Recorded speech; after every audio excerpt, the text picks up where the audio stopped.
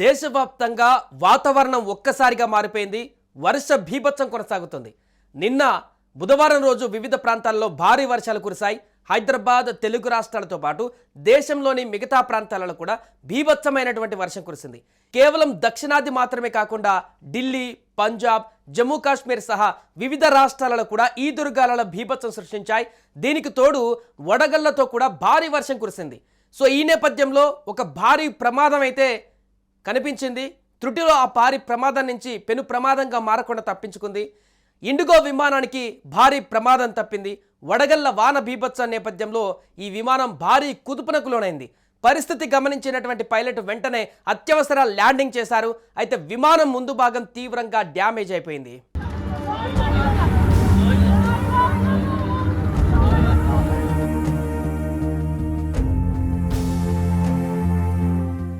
వర్షానికి సరిగ్గా కొద్దిసేపటి క్రితమే ఢిల్లీ నుంచి శ్రీనగర్కు వెళ్తుంది ఒక ఇండిగో విమానం. వడగళ్ల వానకు గాల్లో భారీగా కుదుపులకు లోనైంది. పరిస్థితి గమనించినటువంటి పైలట్ వెంటనే ఎమర్జెన్సీ ప్రకటించి ల్యాండింగ్ చేయడంతో ప్రయాణికులు ఊపిరి పీల్చుకున్నారు. అయితే విమానం ముందు భాగం డ్యామేజ్ అయిపోయింది. పూర్తిగా విమానం ముందు భాగం అంతా కూడా పగిలిపోయింది.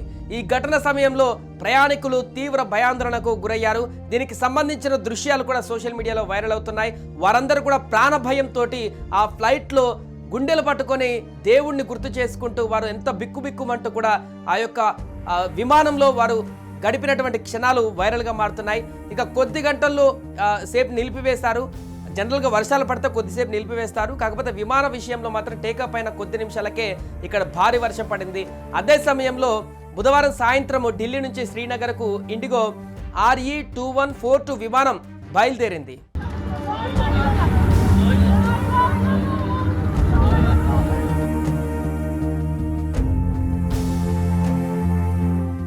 సో వర్షం వల్ల బీభత్సం జరగడంతో వెంటనే పైలట్ శ్రీనగర్ ATCకి సమాచారం ఇచ్చారు.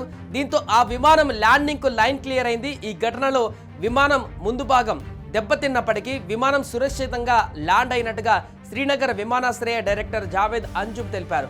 ఆ సమయంలో విమానంలో 227 మంది ప్రయాణికులు ఉన్నారు. అంతేకాదు తృణమూల్ కాంగ్రెస్ పార్టీకి చెందినటువంటి ఎంపీలు కూడా అదే విమానంలో ఉన్నారు.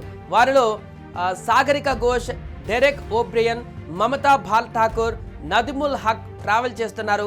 ఆపరేషన్ సింధూర్ తర్వాత సరిహద్దులలో దాడుల వల్ల ప్రభావితమైనటువంటి ప్రజలకు సంఘీభావం తెలిపేందుకు వీరు ఈ ఫ్లైట్లో బయలుదేరారు.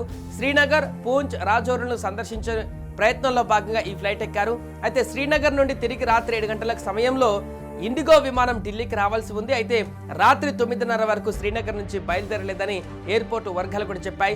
శ్రీనగర్లో వీరు ఎంపీలందరూ కూడా మాట్లాడడం జరిగింది. ఫ్లైట్లో జరిగినటువంటి ప్రమాదానికి సంబంధించి కానీ అక్కడ వారు సందర్శించినటువంటి విషయాలకు సంబంధించి కానీ ఏదేమైనా కూడా పెను ప్రమాదం తప్పిందని చెప్పుకోవచ్చు. వర్ష బీభత్సాల కారణంగా ఒకవైపు లోతట్టి ప్రాంతాలు వరదలతో ఇప్పటికే ప్రభావితం అవుతున్నటువంటి సందర్భంలో అటు ఆకాశంలో కూడా ఈ ప్రభావం అక్కడికి ఆకాశంలో వెళ్ళేటువంటి విమానాలకు కూడా ఈ ప్రమాదాలు ఇప్పుడు తరచుగా ఎదురవ్వడంతో కొంత భయాందోళన నెలకొన్నటువంటి పరిస్థితి. ఏదేమైనా కూడా త్రుటిలో ప్రాణాపాయం నుంచి బయటపడ్డారు వీరంతా. కొంత చిన్న మిస్టేక్ జరిగినా కూడా 227 మంది ప్రయాణిస్తున్నటువంటి ఫ్లైట్ చాలా పెద్ద ప్రమాదంగా మారేటువంటి అవకాశం ఉండేది. పైలట్ చాలా చాకచక్యంగా వ్యవహరించి అప్పటికే పైలట్ ముందు భాగం ధ్వంసమైనప్పటికీ కూడా మిగతా అన్ని రకాల ఇబ్బందులు ఎదురైనప్పటికీ కూడా ఫ్లైట్ కింది మీదికి ఒడిదుడుకులతో కదులుతూ ఇబ్బందికర పరిస్థితులు ఎదుర్కొంటున్నప్పటికీ కూడా చాకచక్యంగా ఫ్లైట్ని సురక్షితంగా కిందికి దించడం జరిగింది పైలట్. దీంతో వారందరూ కూడా ఊపిరి పీల్చుకున్నారు. ఏదేమైనా కూడా ప్రస్తుతం ఈ వార్త వైరల్గా మారింది. విమాన ప్రయాణం అంటే వర్షంలో ఇప్పుడు ఒళ్ళు జలధరించేటువంటి పరిస్థితి ఆ ప్రయాణికులకైతే ఏర్పడింది.